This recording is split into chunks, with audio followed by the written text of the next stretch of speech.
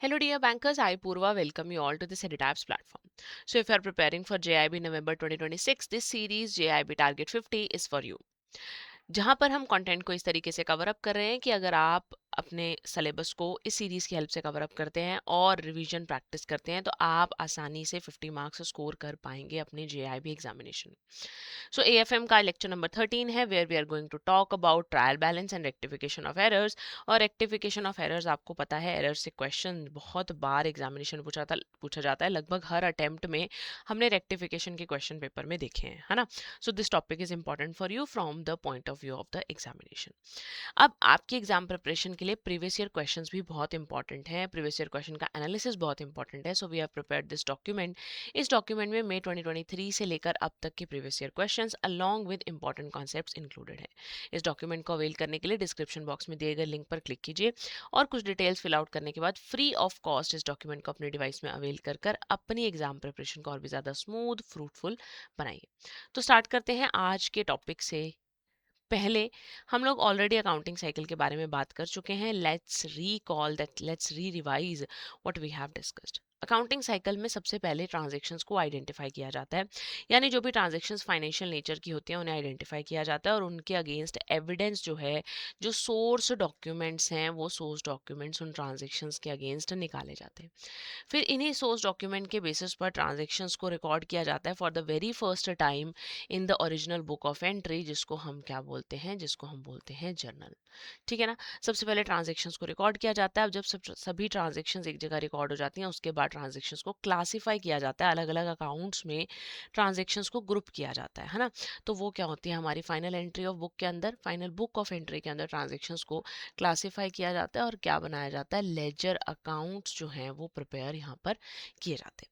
इसके बाद हम लोग बनाते हैं ट्रायल बैलेंस और आज हम इसी ट्रायल बैलेंस के बारे में बात करेंगे।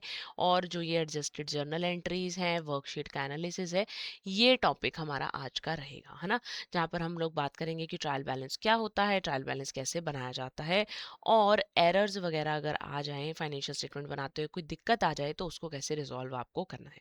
इसके बाद फाइनेंशियल स्टेटमेंट्स जो हैं उन्हें बनाया जाता है, फाइनल अकाउंट्स बनाए जाते हैं, ट्रांजेक्शन्स को क्लोज किया जाता है, यानी समराइजिंग का स्टेप जो है वो परफॉर्म किया जाता है, जहां पर प्रॉफिट एंड लॉस अकाउंट और बैलेंस शीट जो है वो बनाई जाती है और इसके बाद आपकी बुक्स ऑफ अकाउंट्स क्या हो जाती है, क्लोज हो जाती है, राइट। तो स्टार्ट करते हैं ट्रायल बैलेंस से। ट्रायल बैलेंस क्या है, देखिए अभी अभी हमने पढ़ा कि trial balance after ledger accounts बनाया जाता है, यानी सभी लेजर अकाउंट्स की एक समरी है ट्रायल बैलेंस।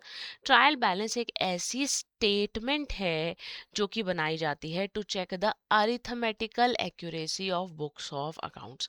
जो भी आपने ट्रांजेक्शन्स रिकॉर्ड की हैं उन ट्रांजेक्शन्स को वेरीफाई करना कि वो मैथमेटिकली, अरिथमेटिकली करेक्टली रिकॉर्ड हुई हैं या नहीं हुई हैं, ये हमें कहाँ से पता चलता है, ट्रायल बैलेंस से पता चलता है। अब अगर सभी लेजर अकाउंट्स की समरी है तो सभी लेजर अकाउंट के बैलेंसेस यहाँ पर रिकॉर्ड किए जाएंगे। अब लेजर अकाउंट्स को कब क्लोज करेंगे, तो लेजर अकाउंट्स को ईयर एंड पे क्लोज करेंगे, यानी कि ट्रायल बैलेंस कब बनेगा, ट्रायल बैलेंस बनेगा at the end of the accounting period, या जब भी आप चाहें आप बना सकते हैं, बट आपकी बुक्स उस टाइम पर क्लोज होनी चाहिए क्योंकि आपको लेजर अकाउंट के क्लोजिंग बैलेंसेस की यहाँ पर जरूरत पड़ेगी। और ट्रायल बैलेंस बनाने के बाद फाइनेंशियल स्टेटमेंट्स बनाई जाती हैं। तो ट्रायल बैलेंस जो है it facilitates the preparation of the trial balance, यानी कि फाइनल अकाउंट्स, यानी कि ट्रायल बैलेंस के बनने से फाइनल अकाउंट्स जो है वो इजीली प्रिपेयर हो जाती है। ट्रायल बैलेंस की अगर मैं फॉर्मेट की बात करूं तो कुछ इस तरीके का फॉर्मेट आपका रहेगा, ऊपर बिजनेस का नाम आ जाएगा, ट्रायल बैलेंस और जिस डेट को आपने बनाया उस डेट का वहाँ की डेट आ जाएगी, ठीक है ना। कॉलम्स में सबसे पहला कॉलम पर्टिकुलर्स का कॉलम रहेगा, फिर लेजर फोलियो यानी लेजर का पेज नंबर, डेबिट बैलेंस या क्रेडिट बैलेंस जो है उसे रिकॉर्ड किया जाएगा, ठीक है ना। तो सभी जितने भी लेजर अकाउंट्स हमने प्रिपेयर किए, cash account, bank account, purchase, sale, जो भी आपने अकाउंट्स बनाए वो सभी के सभी अकाउंट्स के नेम आप यहाँ पर रिकॉर्ड करते हो। जिसका डेबिट बैलेंस होता है उसे डेबिट साइड लिख दिया जाता है, जिसका क्रेडिट बैलेंस होता है उसे क्रेडिट साइड लिख दिया जाता है। बैलेंस निकालने की बात हमने कैश बुक में भी की थी कि किस तरीके से बैलेंस कैलकुलेट करते हैं, तो वही तरीका यहाँ पर भी फॉलो किया जाएगा, ठीक है ना। अब एक बात को ध्यान रखिए और ये एग्जामिनेशन में पूछा गया, हमने लास्ट टाइम भी डिस्कस किया था कि जितनी भी एसेट्स हैं, ऑल एसेट्स इनके जो बैलेंसेस होते हैं वो क्या होते हैं, वो होते हैं डेबिट बैलेंस ऑलवेज।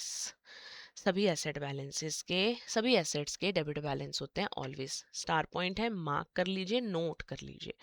उसके बाद सभी की सभी लाइबिलिटीज के कौन से बैलेंसेस होते हैं, तो सभी लाइबिलिटीज के क्रेडिट बैलेंसेस होते हैं ऑलवेज। ठीक है जी। उसके बाद सभी एक्सपेंसेस के डेबिट बैलेंस होंगे और सभी इनकम्स के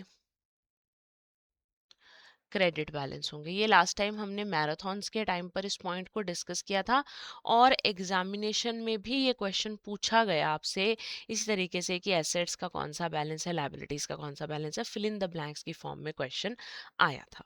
ठीक है, तो आगे चलते हैं, टाइप्स देख लेते हैं। ट्रायल बैलेंस दो टाइप से बनाया जाता है, एक आपके पास ग्रॉस ट्रायल बैलेंस होता है और एक आपके पास नेट ट्रायल बैलेंस होता है। ग्रॉस ट्रायल बैलेंस क्या होता है, देखो आपने लेजर अकाउंट बनाया, लेट्स से आपने कैश अकाउंट बनाया। ठीक है, आपने कैश अकाउंट बनाते हुए कुछ ट्रांजेक्शन्स को यहाँ रिकॉर्ड किया, कुछ ट्रांजेक्शन्स को यहाँ रिकॉर्ड किया। कैश बुक जो है आपका, कैश अकाउंट जो है वो आपका कंप्लीट हो गया, सारी ट्रांजेक्शन्स को आपने रिकॉर्ड कर दिया। उसके बाद आप क्या करोगे, इसकी टोटलिंग करोगे। ठीक है ना, अब बैलेंसिंग का प्रोसेस समझ लेते हैं। मान लो इस साइड का टोटल जो है वो 20,000 आ रहा है और इस साइड का टोटल जो है वो 18,000 आ रहा है। ठीक है, यानी कि 2000 का यहाँ शॉर्टफॉल है तो हम यहाँ पर 2000 क्या लिख देंगे, बैलेंस CD, मतलब बैलेंस कैरिड डाउन। ठीक है ना, ताकि इस साइड का टोटल भी कितना बन जाए, 20। यानी हाईएस्ट टोटल को दोनों साइड लिखकर जिस साइड बैलेंस बचेगा वहां पर बैलेंस को रिकॉर्ड कर दिया जाता है। अब आपको पता है ये डेबिट क्रेडिट साइड है और ये डेबिट साइड है। अगर क्रेडिट साइड बैलेंस बच रहा है तो ये कौन सा बैलेंस कहलाता है, इसको हम बोल देते हैं डेबिट बैलेंस, क्योंकि डेबिट साइड ज़्यादा थी तो कौन सा बैलेंस आएगा, डेबिट बैलेंस आएगा। ठीक है, अब जब आप ट्रायल बैलेंस बनाओगे तो आप ट्रायल बैलेंस में वैल्यूज़ को लिखते जाओगे। ठीक है, इतनी बात आपको समझ में आ गई कि बैलेंस कैसे निकालते हैं। अब बात कर लेते हैं ग्रॉस ट्रायल बैलेंस की। तो देखिए, जब ग्रॉस ट्रायल बैलेंस प्रिपेयर किया जाता है तो ग्रॉस ट्रायल बैलेंस बनाते हुए हम लोग जो यहाँ पर बैलेंस लिखते हैं वो डेबिट का टोटल और क्रेडिट का टोटल लिखते हैं, बैलेंसेस नहीं लिखते हैं। मतलब अगर मैं कैश अकाउंट यहाँ लिखूंगी तो यहाँ डेबिट का टोटल कितना था, 20,000, क्रेडिट का टोटल कितना था, 18,000, तो यहाँ पर सारे टोटल्स लिखे जाएंगे। ठीक है ना, तो यहाँ पर अब प्रोसेस देख लो क्या है, ascertain the total of receipts and payments of cash book, ascertain the totals of debit and credit columns of all the ledger accounts. फिर सारे नाम लिखो और जो है आप सारे अमाउंट्स जो डेबिट और क्रेडिट के टोटल हैं वो यहाँ पर ट्रायल बैलेंस में लिखते जाओ। ठीक है ना, और फिर आपने लास्ट में ट्रायल बैलेंस का टोटल निकाल लेना है। ट्रायल बैलेंस की दोनों साइड बराबर आएंगी, इसका मतलब आपकी जो बुक्स ऑफ अकाउंट्स है उसमें अरिथमेटिकल एक्यूरेसी है, यानी आपकी फाइनेंशियल स्टेटमेंट में अरिथमेटिकली कोई भी मिस्टेक नहीं है। और अगर मैं नेट ट्रायल बैलेंस की बात करूँ तो नेट ट्रायल बैलेंस बनाते हुए आप क्या करोगे, नेट बैलेंस लिखोगे। जैसे यहाँ 2000 डेबिट बैलेंस आया है तो आप कैश का बैलेंस यहाँ लिखोगे 2000 डेबिट साइड। क्रेडिट साइड आप कोई भी अमाउंट यहाँ पर नहीं लिखोगे कैश कॉलम में। जिसका क्रेडिट बैलेंस होगा वो क्रेडिट साइड आ जाएगा, जिसका डेबिट बैलेंस होगा वो डेबिट साइड रिकॉर्ड कर दिया जाएगा। तो प्रोसेस देख लेते हैं, net balances of cash book and each ledger account is taken. फिर अगर डेबिट का टोटल ज़्यादा है तो यानी कि कौन सा बैलेंस है, डेबिट बैलेंस। अगर क्रेडिट का टोटल ज़्यादा है यानी कि कौन सा बैलेंस है, क्रेडिट बैलेंस है। और फिर जब आप सारे डेबिट्स और क्रेडिट्स के टोटल्स यहाँ पर लिख दोगे तो उसके बाद आपके पास जो ट्रायल बैलेंस का लास्ट में टोटल है वो भी आपका क्या आ जाएगा, बराबर आ जाएगा, विच इंश्योर्स की अरिथमेटिकल एक्यूरेसी आपकी बुक्स ऑफ अकाउंट्स में। ठीक है जी। अब अगर ट्रायल बैलेंस सेम नहीं आता तो क्या होगा, है ना, अगर ट्रायल बैलेंस के दोनों साइड के टोटल यानी ट्रायल बैलेंस के डेबिट और क्रेडिट के टोटल बराबर नहीं आते तो क्या होगा। वैसे तो देखिए, डबल एंट्री सिस्टम के हिसाब से हर ट्रांजेक्शन जो है अगर करेक्टली रिकॉर्ड की जाए, टोटलिंग ठीक से की जाए तो डेबिट और क्रेडिट के टोटल मैच करने चाहिए, यानी ट्रायल बैलेंस अग्री करना चाहिए। बट अगर कोई मिस्टेक होगी तो ट्रायल बैलेंस अग्री नहीं करेगा, ट्रायल बैलेंस विल डिसअग्री। अब डिसअग्रीमेंट के क्या रीजंस हो सकते हैं, किन मिस्टेक्स के बारे में हम बात कर रहे हैं, इन्हें हम बोल देते हैं एरर्स। एरर्स के टाइप्स और एरर्स को कैसे रेक्टिफाई करना है देखते हैं। तो एरर्स जो हैं वो हमारे पास दो टाइप से क्लासिफाई किए जाते हैं। One are error of principle and the other one are the clerical errors. Error of principle ऐसे एरर्स होंगे जिनका कोई भी इफेक्ट ट्रायल बैलेंस पर नहीं आएगा, वेयर एज जो क्लेरिकल एरर्स होंगे उसमें हमारे पास फर्दर थ्री कैटेगरीज है, error of omission, error of commission and compensating error. ठीक है ना। तो एग्जामिनेशन में इस बार ये भी क्वेश्चन पूछा गया था that which of the following errors affect the trial balance, और आपको ऑप्शन दे दिए गए और आपको ऑप्शन के हिसाब से बताना था क्या अफेक्ट करता है और क्या इफेक्ट नहीं करता है। जैसे हमने यहाँ लिखा हुआ है कि एरर ऑफ कमीशन अफेक्ट करता है, पार्शियल ओमिशन अफेक्ट करती है, अदरवाइज कोई एरर अफेक्ट नहीं करता है। समझते हैं कैसे। एरर ऑफ ओमिशन, ओमिशन का मतलब होता है भूल जाना, जैसे हर काम करना हम लोग भूल जाते हैं, है ना। भूल जाना इज एरर ऑफ ओमिशन। आप किसी ट्रांजेक्शन को या तो कंप्लीटली लिखना भूल गए हो या पार्शली लिखना भूल गए हो, यानी आप किसी ट्रांजेक्शन को या तो पूरा ही लिखना भूल गए या आधा लिखना भूल गए। तो अगर आपने कोई ट्रांजेक्शन पूरी ही नहीं लिखी, मतलब डबल एंट्री के हिसाब से ना तो उसका डेबिट रिकॉर्ड हुआ ना उसका क्रेडिट रिकॉर्ड हुआ, तो ट्रायल बैलेंस के ऊपर इसका कोई इफेक्ट नहीं आएगा।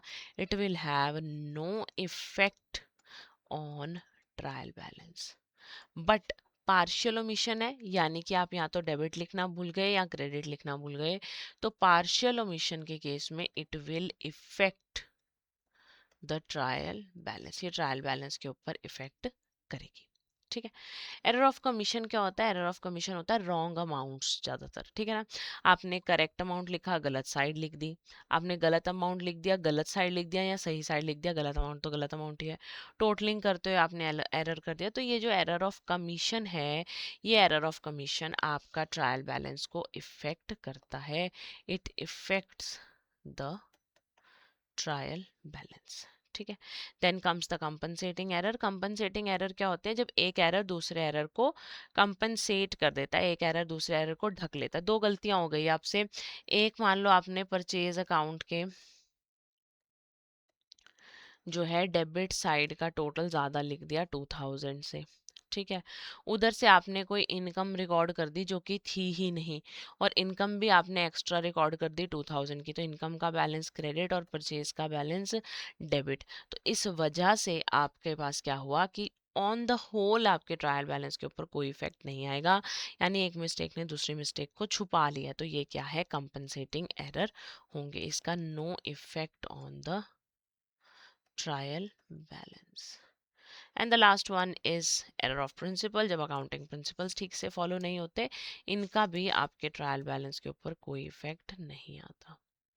अब आपको इन चीज़ों का ध्यान रखना है कि किस ट्रांजेक्शन का ट्रायल बैलेंस पर इफेक्ट आता है और किसका नहीं आता है। अब आप ये भी देख सकते हैं कि जैसे हमने बात की ट्रायल बैलेंस की, कि ट्रायल बैलेंस के टोटल अगर अग्री नहीं करेगा तो इसका मतलब कोई एरर है। बट काफ़ी सारे एरर्स ऐसे हैं जो आपके टोटल ठीक होने पर भी दिख रहे हैं। मतलब ऐसे एरर्स हैं जो ट्रायल बैलेंस को अफेक्ट नहीं कर रहे हैं। इसका मतलब कि ट्रायल बैलेंस का अगर टोटल ठीक भी आएगा, still there can be an error, still there can be some default in the making of the financial statement. जो आपने लेजर अकाउंट्स बनाए उनमें फिर भी गलती हो सकती है। अब ये गलतियां हो गई, इन गलतियों को ठीक कैसे किया जाए? तो उसको हम क्या बोलते हैं? उसे हम बोलते हैं रेक्टिफिकेशन ऑफ एरर्स। अब आपके एक एरर्स होते हैं जो वन साइडेड होते हैं, मतलब सिर्फ एक ही साइड गलती हो, या तो डेबिट में या क्रेडिट में। तो वन साइडेड एरर जो है वो ट्रायल बैलेंस बनाने से पहले अगर पता चल गए हैं, when located before preparation of the trial balance, तो आप इन्हें सिंपली एंट्री को पोस्ट कर कर करेक्ट कर सकते हैं। जैसे रेंट पेड 100 है, आपने उसको पोस्ट कर दिया एज 1000। 100 लिखना था, 1000 लिख दिया, यानी आपने 900 रुपीज़ ज़्यादा लिख दिए, और आपको ट्रायल बैलेंस बनाने से पहले पता चल गया, तो आप अकाउंट में ही उस एंट्री को करेक्ट कर दोगे।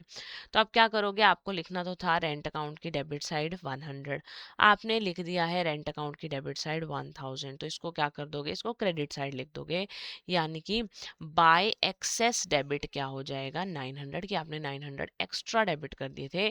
तो इसकी वजह से जब आपने इसको क्रेडिट साइड लिखा तो आपका बैलेंस जो है लास्ट में वो ठीक आ जाएगा। Then comes two sided errors. और अगर टू साइडेड एरर्स आपके पास हो रहे हैं, यानी डेबिट और क्रेडिट दोनों साइड गलती हुई है, तो आपको यहाँ पर रेक्टिफिकेशन एंट्री पास करनी पड़ेगी। आपको एक जर्नल एंट्री पास करनी पड़ेगी और उसके अगेंस्ट आप लेजर में पोस्टिंग करोगे ताकि आपकी ट्रांजेक्शन जो है वो ठीक से सेटल हो पाए।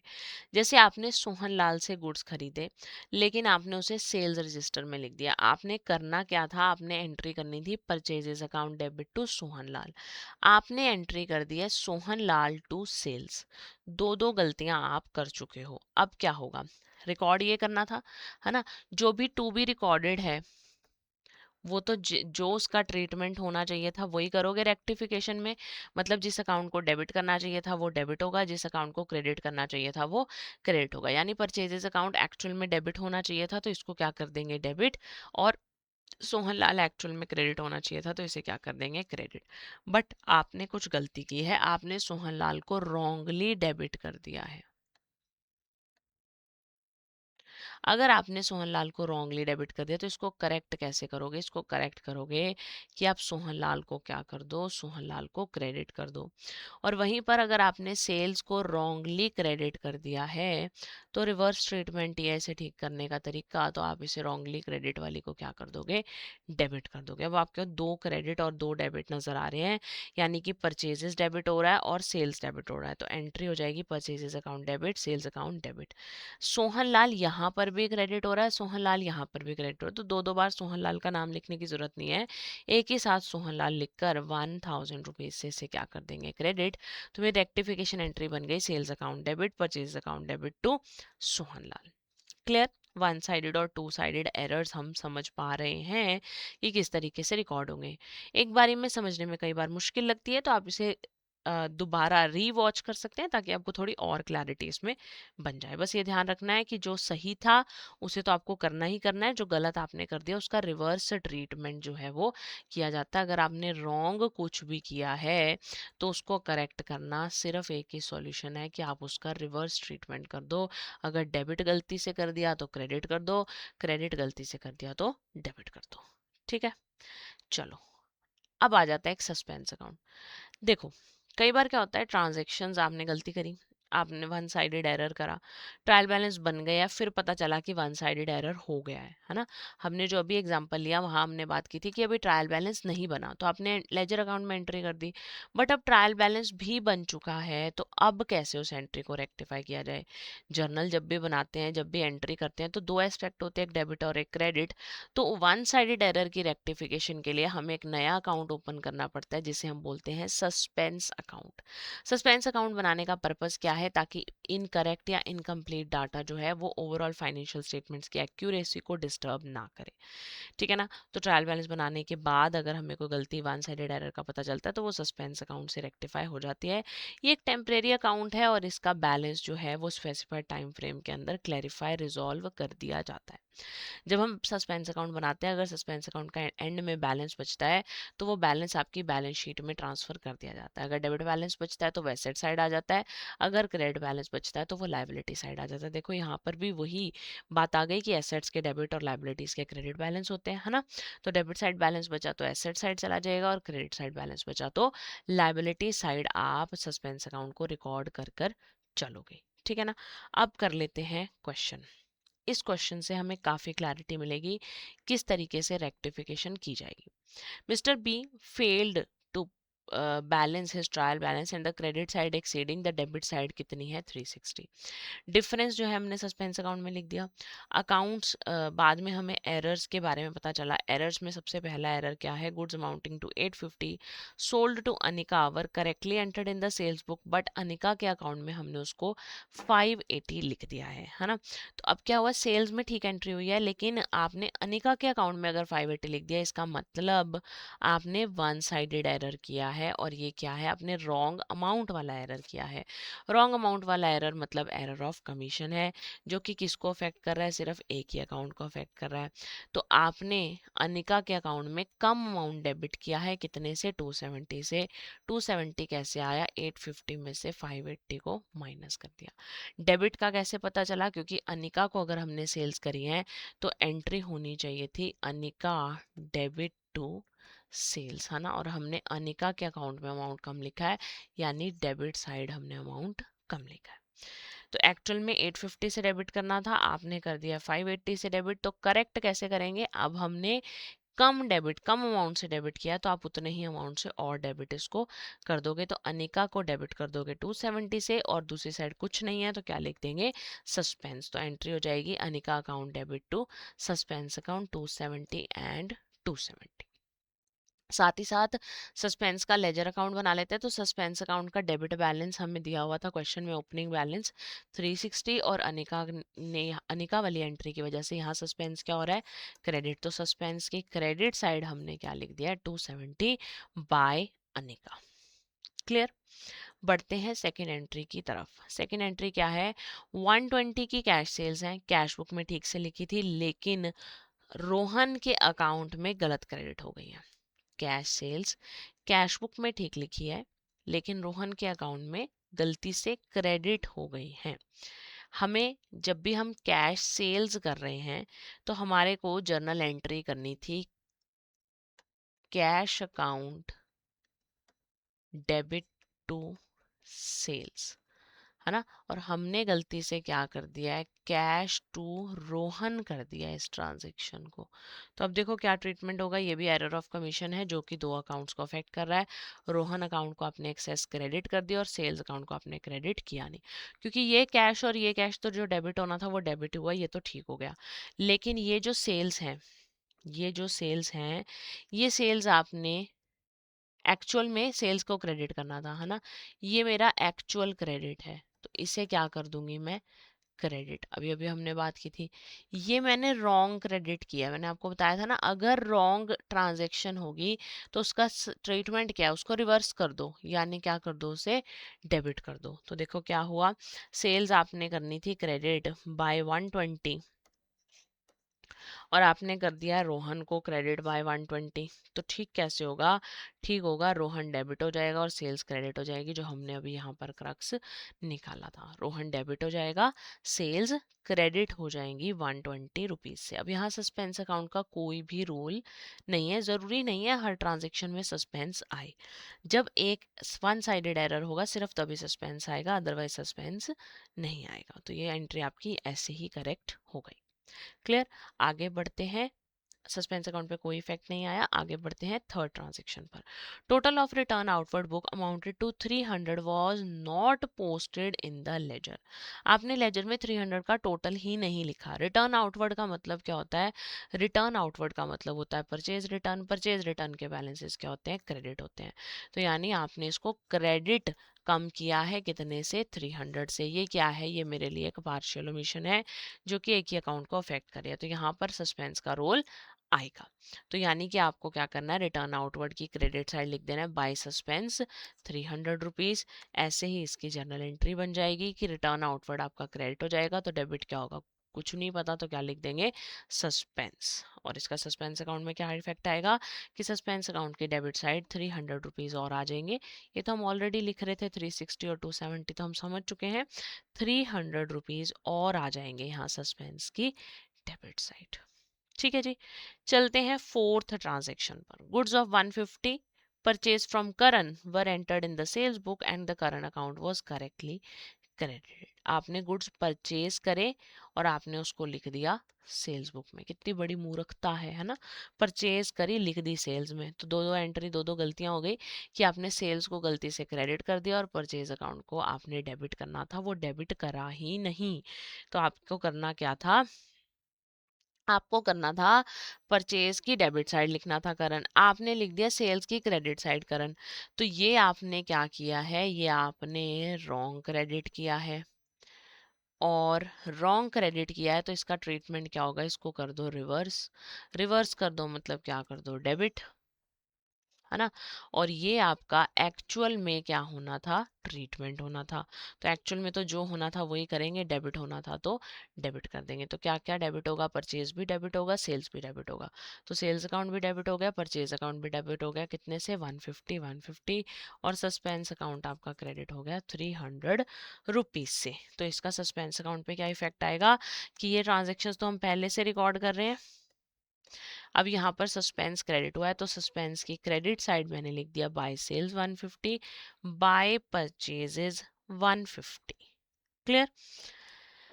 फिफ्थ ट्रांजेक्शन पर चलते हैं। फिफ्थ ट्रांजेक्शन क्या कहती है, debit balance of the customer account 90 was omitted from the list of sundry debtors. Error of omission affecting one account, debit balance in the customer या फिर debtor account was short by 90 rupees. वो बोल रहे हैं debit balance of the customer account 90, आप उसको लिखना ही भूल गए, तो डेटर्स का बैलेंस आपका 90 रुपीज से कम हो गया है। डेटर्स मेरे लिए क्या है, डेटर्स मेरे लिए एसेट है, एसेट का बैलेंस क्या होता है, डेबिट होता है, यानी कि डेटर्स की डेबिट साइड 90 रुपीज आ जाएगा। एंट्री हो जाएगी डेटर टू सस्पेंस, और सस्पेंस अकाउंट में बाकी सब ट्रांजेक्शन्स हम ऑलरेडी कर चुके हैं। अब क्या लिखना है, बाय डेटर अकाउंट, कितना अमाउंट 90 रुपीज।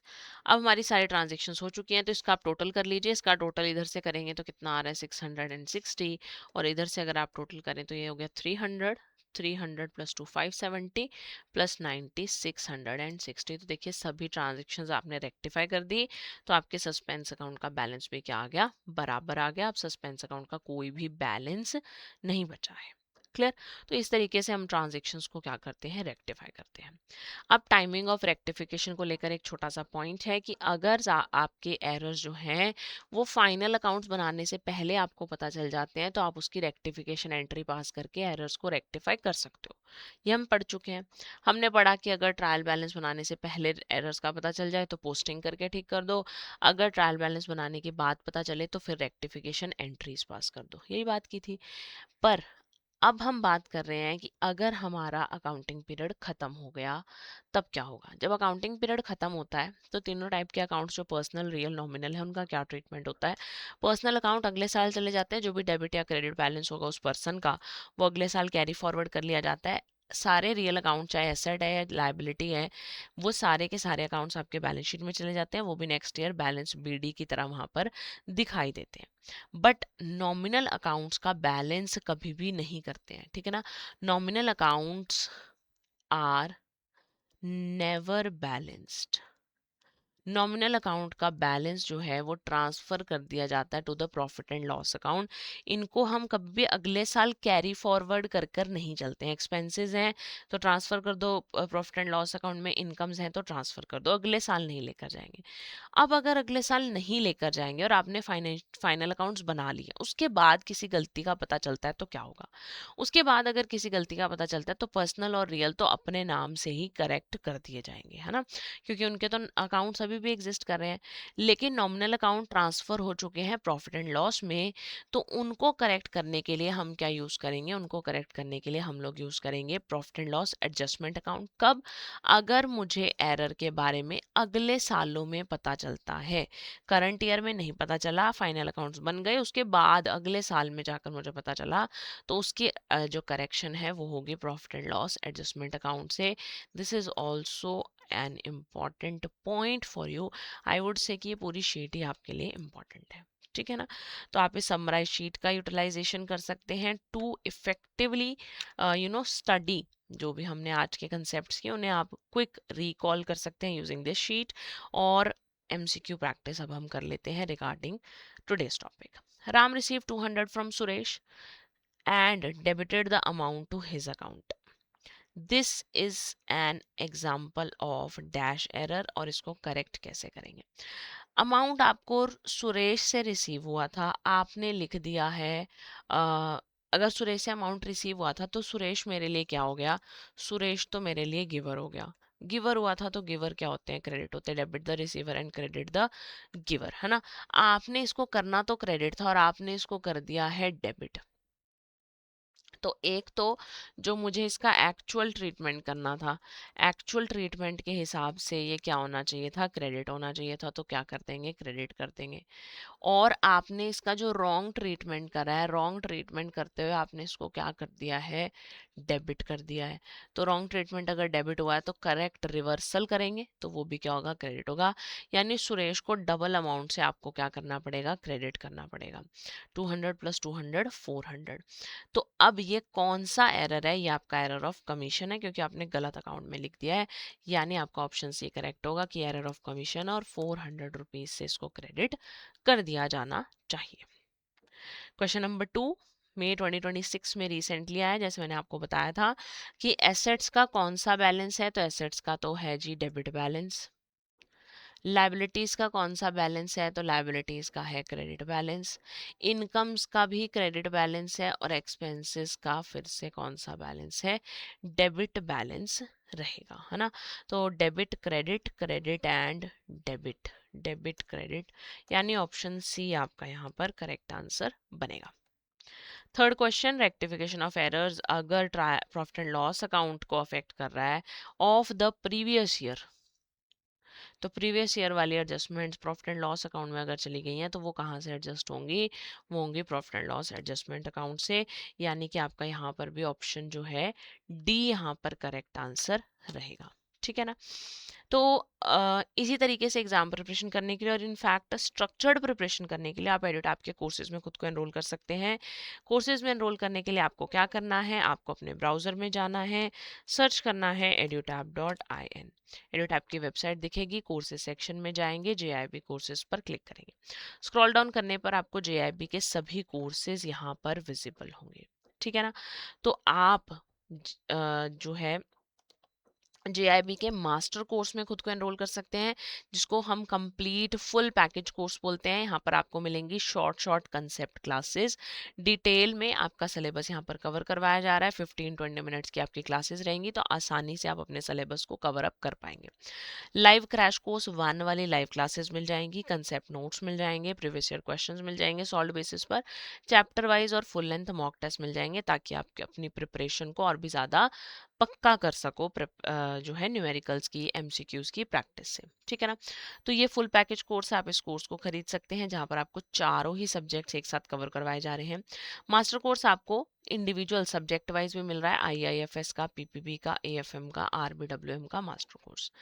मास्टर कोर्स थोड़ा सा आपको अगर लग रहा है कि मैं इतने पैसे एकदम से कैसे खर्चूं, तो आप मास्टर कोर्स का एक 2 डे डेमो ले सकते हैं, जिससे आपको क्लैरिटी हो जाएगी कि किस तरीके से एग्जाम की प्रिपरेशन यहाँ मास्टर कोर्स में करवाई जा रही है ना। तो आप 1 रुपी फी पे कर कर 2 डेज का एक डेमो कोर्स ले सकते हैं, जिससे आपको मास्टर कोर्स की क्लैरिटी बन जाएगी और आप फिर अपना मास्टर कोर्स लेने का फाइनल डिसीजन ले पाएंगे। ऑन द अदर हैंड, अगर आप लाइव जो है टीचर्स के साथ इंटरैक्ट करते हुए अपने सिलेबस को कवर अप करना चाहते हैं, तो आप उस हमारे लाइव क्रैश कोर्स बैच 2 में खुद को एनरोल कर सकते हैं। ये जो लाइव क्रैश कोर्स है, यहाँ पर आपको मॉर्निंग इवनिंग में क्लासेस मिलेंगी before and after the banking hours, और डाउट सॉल्व करते करते आप अपने एग्जाम प्रिपरेशन आसानी से कर पाएंगे। लाइव क्रैश कोर्स का बैच 2 रनिंग है, तो यहाँ पर आपको लाइव क्रैश कोर्स अटेंड करते हो, अगर आपकी क्लास मिस हो जाती है तो आप उसका रिकॉर्डेड वर्जन भी देख सकते हैं। यहाँ पर भी आपको मिलेंगे concept notes, previous year question, chapter wise और फुल लेंथ मॉक टेस्ट। अगर आपको लगता है कि आपको एमसीक्यूज की प्रैक्टिस करनी है, तो आप उसके लिए हमारी टेस्ट सीरीज को ज्वाइन कर सकते हैं, जहाँ पर आपको फुल लेंथ और चैप्टर वाइज मॉक टेस्ट मिल जाएंगे, और साथ ही साथ सॉल्व प्रीवियस ईयर क्वेश्चन भी मिल जाएंगे, जो कि आपके बिल्कुल एग्जाम पैटर्न के हिसाब से बनाए गए हैं। अपनी कन्वीनियंस के हिसाब से आप अपने रिक्वायर्ड कोर्स को एनरोल कर सकते हैं, और कोर्स को एनरोल करते टाइम प्रिवेलेंट डिस्काउंट कूपन को लगाना नहीं भूलेंगे। जो कोड वर्ड के आगे आपको कूपन लिखा हुआ है, इसको लगाना नहीं भूलेंगे, ताकि आपको मैक्सिमम डिस्काउंट अवेलेबल हो पाए, है ना। तो आज के सेशन पर आते हैं। कोई भी डाउट क्वेरी आप मुझे कमेंट बॉक्स में लिखकर पूछ सकते हैं, will surely reply. And for any other kind of doubts and queries regarding JIB, you can call us on 8146207241 और even email us at hello@edutap.co.in। मिलते हैं अगले लेक्चर में। Till then take care and keep studying, keep growing, bye bye.